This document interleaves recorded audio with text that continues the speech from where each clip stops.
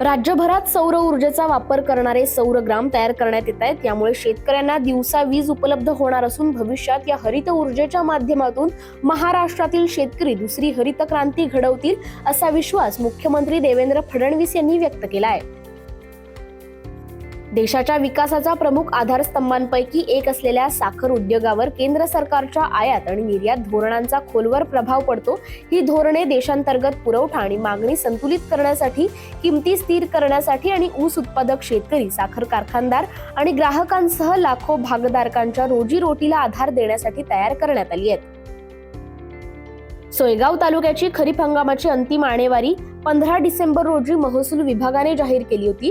त्यात सोयगाव तालुक्याची अंतिम आणेवारी 47 पैसे आल्याने तालुक्यातील शेतकरी दुष्काळी मदतीच्या निकषात बसलेत. त्यामुळे त्यांना शासकीय मदत मिळण्याचा मार्ग मोकळा झाला असून शेतकऱ्यांमध्ये सध्या आनंदाचं वातावरण पाहायला मिळतंय. संबंधित तालुक्यातील तहसीलदार प्रत्येक गावात एक ग्राम पीक पैसेवारी समिती स्थापन करतात. या समितीने दिलेल्या अहवालानंतर महसूल प्रशासनाने खरीपाची अंतिम पैसेवारी जाहीर केली आहे. कांद्याचे भाव जवळपास 55% कमी झालेत. मागील 7 दिवसांमध्ये राज्यातील बाजारात 2.5 लाख टन कांद्याची आवक झाली होती.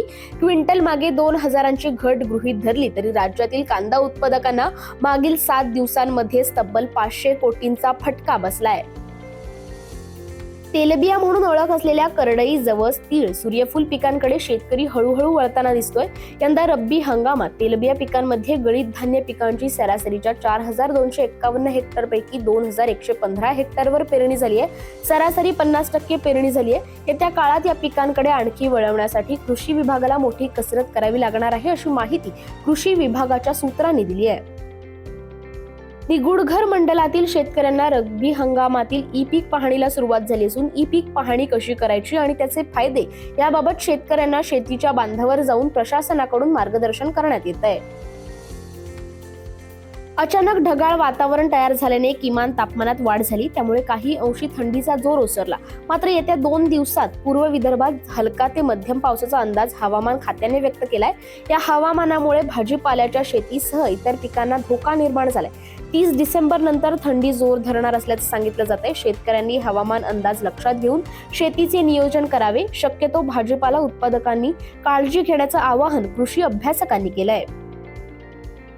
नैसर्गिक आपत्ती आणि वातावरणीय बदलांमुळे राज्यातील द्राक्ष उत्पादक शेतकऱ्यांचं मोठं नुकसान होतंय. द्राक्ष बागांसाठी राज्य सरकारने क्रॉप कव्हर योजना राबवली आहे, मात्र त्याचा लाभ शेतकऱ्यांना अद्याप मिळत नाहीये. त्यामुळे मागेल त्याला क्रॉप कव्हर देण्यात यावे, यासाठी शेतकऱ्यांना भरीव अनुदान द्यावे अशी मागणी देवळाली विधानसभा मतदारसंघाच्या आमदार सरोज अहिरे यांनी हिवाळी अधिवेशनाच्या पुरवणी मागण्यांच्या चर्चेदरम्यान सभागृहात केली आहे.